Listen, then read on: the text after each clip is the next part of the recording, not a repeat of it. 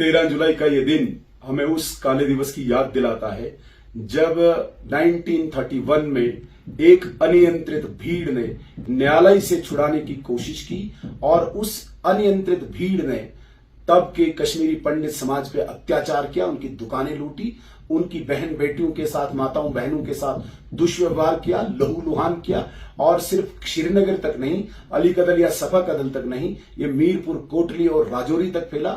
वहां पे religious places, चाहे हिंदू टेम्पल्स थे, चाहे सिख गुरुद्वारा थे, उन पर हमले हुए और काफी सैकड़ों लोगों को धर्मांतरण किया। ये तब के दिन की आज याद दिलाता है। लेकिन मुझे आज बड़ी हैरानगी हुई, मैं बहुत ही आश्चर्यचकित रह गया जब उमर अब्दुल्ला साहब का एक स्टेटमेंट, इस 13 जुलाई का कंपैरिजन जलियांवाला बाग के साथ कराने के लिए स्टेटमेंट उन्होंने चढ़ाया है। मुझे बड़ी हैरानगी हुई। जलियांवाला बाग में वो लोग शहीद हुए हैं जिन्होंने इस देश की आजादी के लिए अंग्रेजों के साथ लड़ाई लड़ी थी, निहत्थे थे और इस देश के लिए लड़े थे, हमारी आजादी के लिए लड़े थे। आज आप कंपैरिजन कर रहे हैं उन लोगों के साथ जिन्होंने एक कश्मीरी पंडित समाज पर अत्याचार किया, जिन्होंने हिंदू और सिख रिलीजियस प्लेसेस को तबाह किया, नष्ट किया, जिन्होंने धर्मांतरण करा। आज आप कंपैरिजन उनका करेंगे। उन्होंने महाराजा के खिलाफ द्रोह किया था।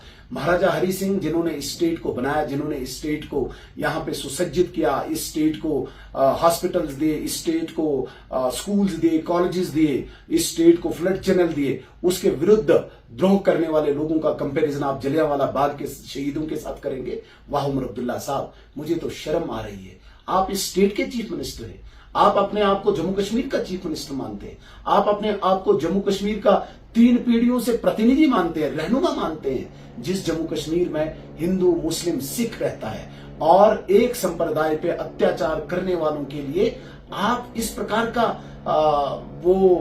प्रस्तुत कर रहे हैं, अपनी भावना इस प्रकार से प्रस्तुत कर रहे हैं। क्या आप उस कश्मीरी पंडित समाज के जख्मों पे नमक नहीं छिड़क रहे हैं जिन्होंने 1931 में वो नंगा नाच देखा था, वो तांडव देखा था, एक अब्दुल कादिर के लिए पूरे जम्मू कश्मीर को लहूलुहान किया था। आज उसकी याद में उमर अब्दुल्ला साहब एक जम्मू कश्मीर के चीफ मिनिस्टर हैं। आप तो अपने आप को जम्मू कश्मीर का रहनुमा मानते हैं। मुझे तो शर्म आ रही है। आप कहां के चीफ मिनिस्टर हैं? जम्मू कश्मीर के। जिस जम्मू कश्मीर में ये तांडव हुआ था, जिस जम्मू कश्मीर में ये नंगा नाच हुआ था, एक संप्रदाय के विरुद्ध ये नंगा नाच हुआ था, आपको तो कभी आंसू नहीं छलके।